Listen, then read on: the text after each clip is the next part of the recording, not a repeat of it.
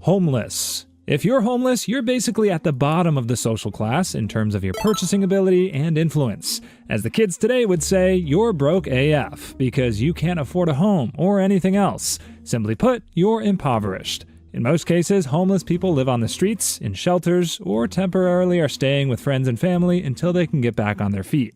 It's a bit like being on a never-ending episode of Survivor, but without the $1 million prize at the end. But in a lot of cases, they're homeless because of their lack of job opportunities. Or it could even be related to mental health issues. A lot of homeless people, meanwhile, don't have homes or jobs because of larger societal problems, such as demanding employment requirements or expensive housing. Ugh, it's tough out there, and you'd have to have a degree in not being broke 101 to survive. Most homeless people live off begging or occasional trips to the nearest soup kitchen. Even if they wanted to work, they can't find jobs willing to take a homeless person. Imagine filling out a job application and writing "the bench across the street" as your address. Being homeless, however, can sometimes mean that you just don't have a home. Some homeless people actually have jobs or can afford daily meals. The problem is that homes are so expensive that not even above minimum wage earners can pay rent or mortgages. So these guys usually live off as couch surfers, or may have turned their 20-year-old car into their all-in-one bedroom, living room, and kitchen. Unskilled laborers. You're a guy willing to work for a living. The problem is that you have no particular talents, skills, or educational achievements. Heck, you barely made it out of high school in one piece. Still, you have the heart of a hard-working guy, even if you were born in hard mode. That's the life of an unskilled laborer. Even though being an unskilled laborer sounds bad, these are the backbone of society because they work in physically demanding work that doesn't require special education or technical skills. You'll find them working on a construction site, cleaning hotel rooms, picking up trash, and doing repetitive tasks in a factory. If repetition were an Olympic sport, they'd take home gold medals. They're willing to work, it's just that they're not qualified for any work other than those requiring them to simply show up and follow instructions. But unskilled workers are not unskilled because anyone can do their job. It just means that their jobs don't need education or advanced training. You won't find them attending night classes to master quantum physics just to sweep the floors of an office building.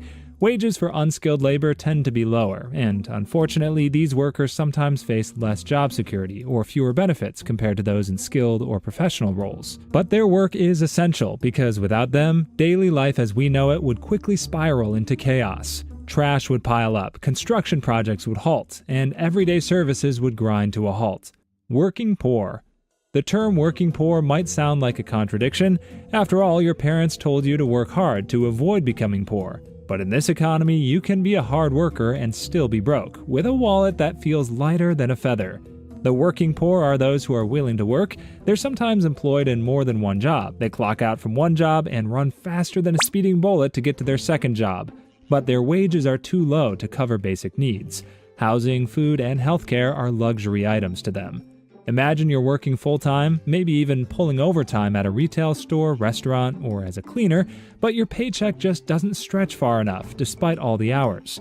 Rent eats up most of it, groceries feel like a luxury, and the unexpected expenses, like a car repair or medical bill, can throw your whole budget into chaos.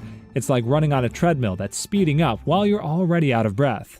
The working poor often find themselves stuck in low-wage, unstable jobs with little opportunity for advancement because they are not the most skilled members of society or cannot afford higher education. It's like climbing a greased ladder that allows you to see the top but prevents you from ascending higher. But their jobs are often essential roles, such as the ones you see in the service industry. The problem is they're undervalued and underpaid because being a hard worker isn't enough for a living wage anymore. It's like the economy is saying, "Thanks for working hard. Now go enjoy your 3-pack of ramen noodles."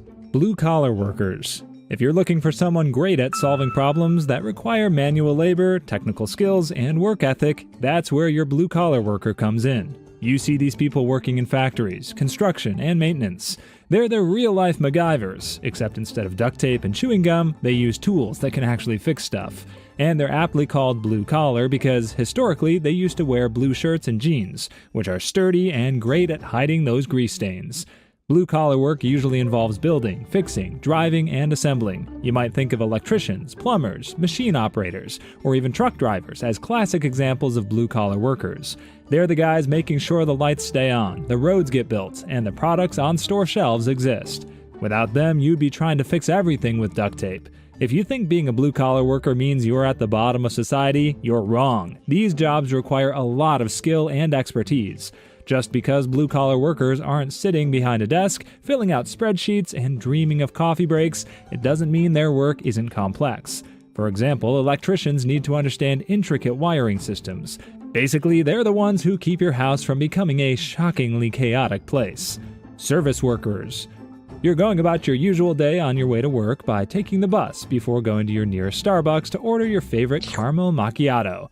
You're already interacting with two different service workers in those two activities alone. Whether whipping up your favorite latte or driving you to work, service workers are the unsung heroes of customer interaction. Unlike jobs that create physical products, service workers provide, you guessed it, services. They help customers perform tasks that require interpersonal skills and often deal with the unpredictability of people's moods. Imagine a customer throwing a temper tantrum because you poured regular milk instead of soy into their daily coffee. That's the kind of stuff you'd have to deal with as a service worker. Patience is a superpower here. Service workers are unique because their social standing depends on their varying wages. Some jobs, like waiting tables or working in retail, pay low or minimum wages. They're so low that you'd have to put on your best smile, hoping to get a good tip that would be enough to buy you a meal. But working as a flight attendant or medical assistant means you're getting paid better because these jobs require more skill than taking orders from a table. Regardless of their salaries, being a service worker is tough because you face inconsistent schedules, long hours on your feet, and not so great customer attitudes. It comes with the added moments of meeting a lot of Karens who always seem to have wanted to talk with your manager. Small business owners. If you're a small business owner, you have an interesting place in the social class because you're the jack of all trades of your business. You juggle different roles such as manager, accountant, marketer, and delivery guy, all to keep the business running. Sure, you might not be rolling in dough, but at least you're needing it because you're a big part of the local economy. Small business owners are the guys who take their dreams, roll up their sleeves, and create something out of nothing. It could be a cozy coffee shop, a unique clothes boutique, or a tech startup. You're usually part of the middle class because they're self-sufficient, but not profiting enough to claim they're rich.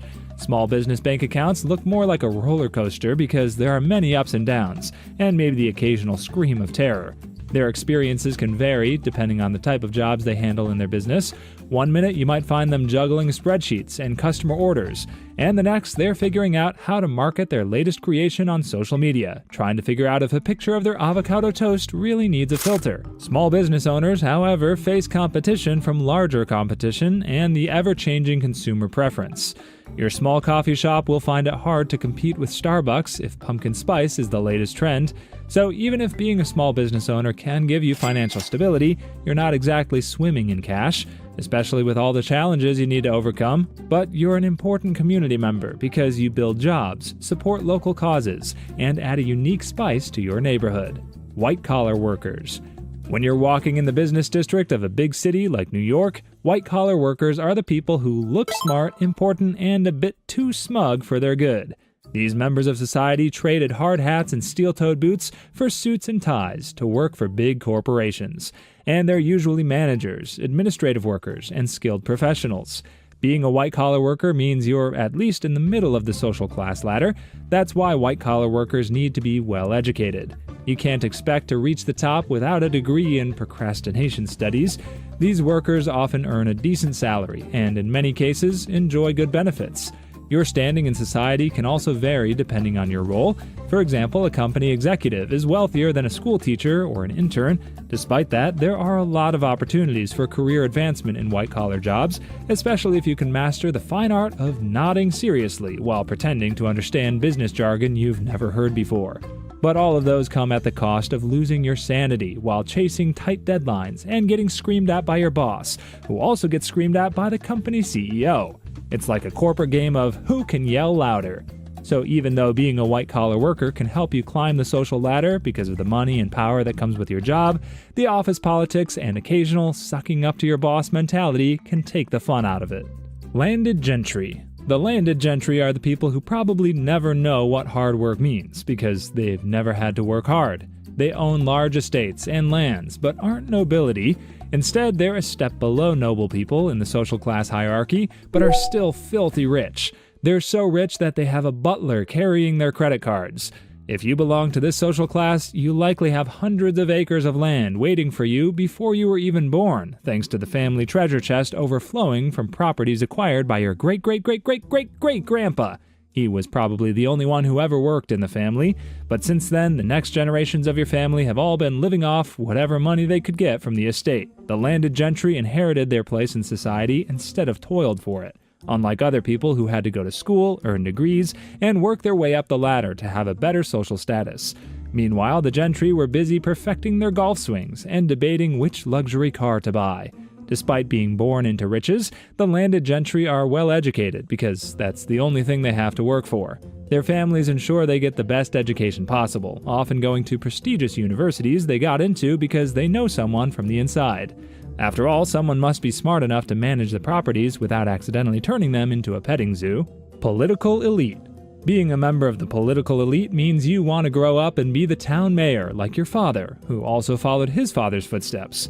To no surprise, your grandfather also stepped into the shoes left by his father. It's essentially a family built to become a political dynasty and the elite of the elite in a certain town, city, or country. This is the kind of family where the Thanksgiving dinner conversations revolve around budgets, zoning laws, and who's getting the next tax break. The political elite is a small group with significant power and influence in political decision-making. Imagine a VIP club with the same few faces at the front making the big calls, like the cool kids table in high school. Instead of discussing who wore what to the prom, they decide your tax rates. This elite group typically includes high-ranking politicians, influential business leaders, and key figures in media and academia. Other than having the right family name and influence to become a political elite, these people also have the right resources you probably don't have access to. This could be wealth, connections, or even prestigious educational backgrounds. Or maybe they know the secret handshake of networks reinforcing their status, meaning they're often surrounded by others with similar power. It's like being in a secret club where membership is based on who you know and what you have. But the problem with being part of the political elite is that it can sometimes be more about keeping power within the circle than helping the community. Politicians are more likely to chase their interests and forget about the needs of everyday people. They're only nice to you if they think your vote counts. Of course, some members of this social group want genuine change, but they're as rare as a unicorn, and instead of leaving a trail of glitters, it's a trail of broken promises and campaign slogans. Oligarchs. Let's say you're baking a cake with the help of 99 other people. All of you worked hard, with you leading the way and dictating the recipe. Naturally, you're supposed to get a bigger share as the leader, but instead of getting a larger slice, you take 99% of the cake and leave only 1% to everyone else. That's what being an oligarch means. These are the guys who hold a disproportionate amount of power and influence in society. The term oligarchy comes from the Greek word for few, which is fitting since it often feels like a small club where membership is exclusive and the password is wealth. This system allows a few people to control many resources or decision-making processes. Oligarchs are often the big businessmen who built their empires from the ground and have amassed so much wealth that they become the biggest players in the economic game. They may not have the same social and political standings that kings and politicians have, but they can have anyone kneeling on their feet simply by showing how many zeros they have in their bank accounts. That's why oligarchs have a cozy BFF relationship with the government. Picture a scene where they're rubbing elbows with politicians at glamorous parties, making deals that can change the course of a nation. You're looking at guys like Elon Musk, Jeff Bezos, and Mark Zuckerberg shaking hands with political leaders. And you probably know a certain orange-skinned billionaire who is both an oligarch and a political elite. But while oligarchs are important in driving economic growth, it can be a mixed bag. They can also contribute to inequality because no one wants to see one man eating a whole buffet while the rest of society eats the leftovers. Nobility. Being a member of a noble family means you're near the top but could never get there because you just happen to be the cousin of the ruling family. You're 300th in the line of succession, but while you may look pitiful while compared to the ruling class, you're a god to the rest of society because of your money and influence. The members of the nobility are near the top of the food chain of elite members of society. They're like Coke Light in the sense they look and act like royalty, but aren't exactly royalty. Despite that, they were born into wealth, privilege, and power. In many cultures, being noble meant having titles like Duke, Count, and Baron, often inherited from family. This is where the whole noble birthright idea comes in, where your lineage is a big deal. What sets the nobility apart is that they've owned vast lands or entire cities for hundreds of years. They enjoy lifestyles filled with fine dining, luxury clothing, and fancy parties. Most of these guys were simply born to enjoy a good life, full of the finest things anyone could ever have. Their biggest problem is choosing whether to have truffles or oysters for lunch. Historically, noble people had to protect the people living on their land. Think of them as the medieval version of neighborhood watch. While that's no longer true today, most noble people still have certain political responsibilities. That's why they're educated in the best universities and institutions in the world and are trained in the fine art of swimming in the political sea. In modern times, while the traditional roles of nobility have diminished, titles still exist in many countries, often with ceremonial roles. Some modern nobles engage in philanthropy or politics. Others would rather spend their days riding horses, sipping wine, and eating caviar because they were born into the right family. We on this channel would also one day live the life of a noble person, simply relaxing and eating the finest food in the world. You can help us reach that goal by subscribing to our channel. Royalty. If there's an equivalent of being handed a golden ticket in the lottery of life, it's being born into royalty. When you think of royalty, you may imagine crowns, castles, gold, and probably a few dragons, but royalty is more about lineage, power, and privilege. They're not only handed a golden ticket, but also have silver spoons in their mouths. Traditionally, being a royal family member means you own everything in a country or kingdom.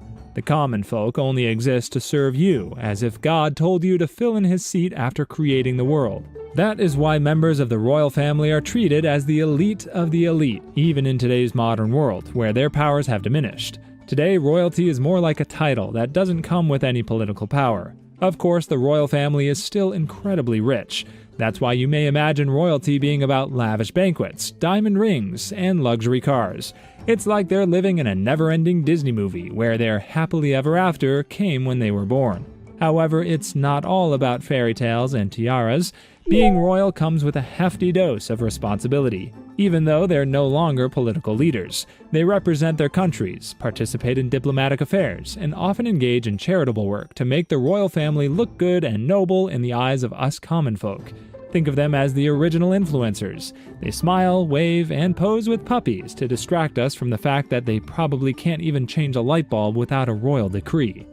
However, there are still countries where royals are not only part of national identity, but are the big leaders of the nation. Regardless of their role, royalty holds the top place in the social class ladder, not only because they're rich and powerful, but also because we treat them as a step above humanity, just because they have the right blood flowing through their veins.